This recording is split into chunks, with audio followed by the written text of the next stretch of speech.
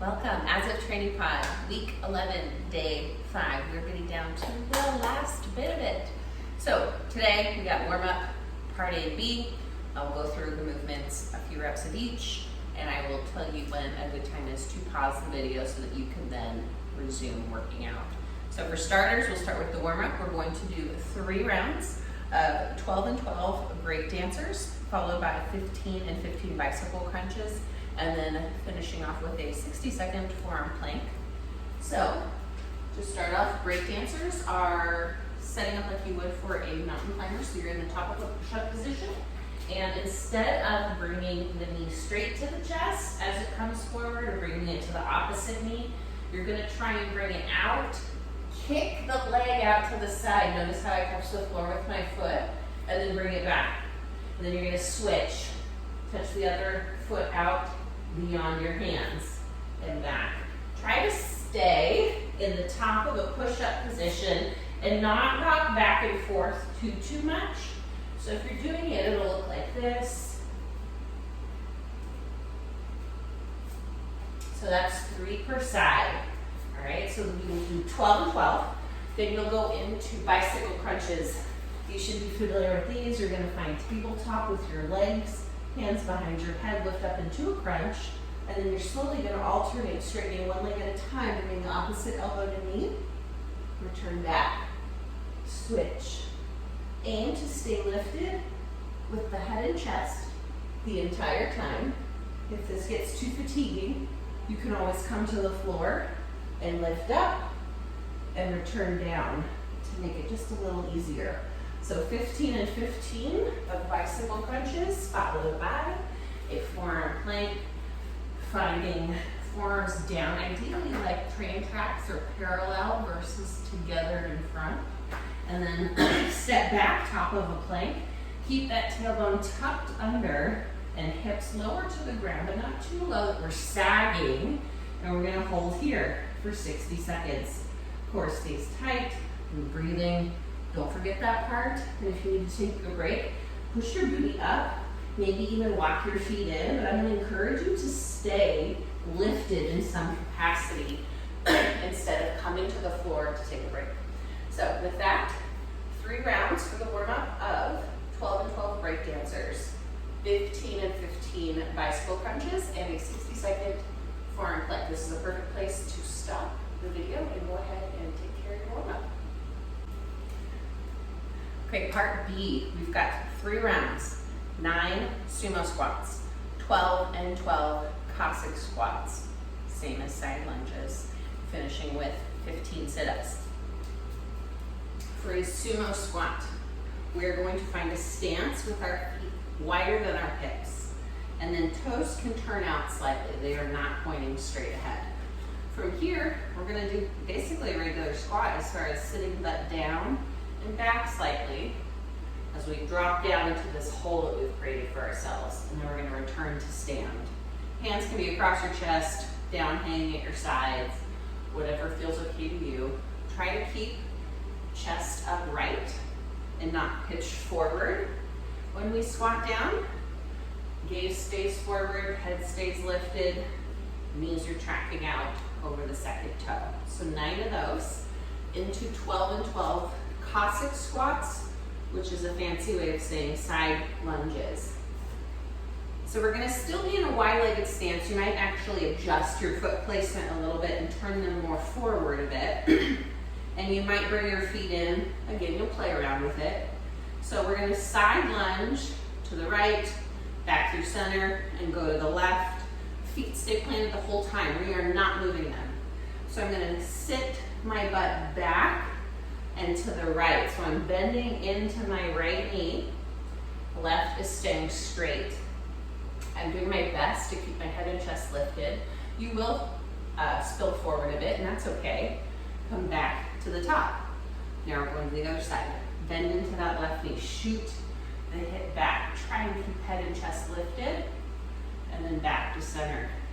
So you're going to switch side to side 12 times each side, all right? And then finishing with 15 sit-ups. Coming to the floor, legs extended, arms overhead.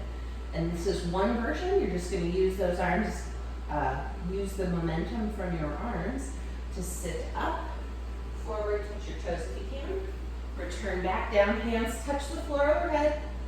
Swing back up, touch the toes. So this is one version of a sit-up that's available to you. If that feels not in your wheelhouse today, feet together, kind of fanned open like a butterfly. Same thing. Bring hands up, touch your toes, return to the ground, tap the floor, and back up. So this is another version.